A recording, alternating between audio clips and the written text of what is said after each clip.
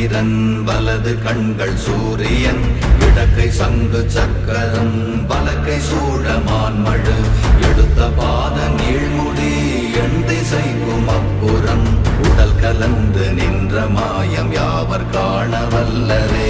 ஓம் நமச்சிவாய.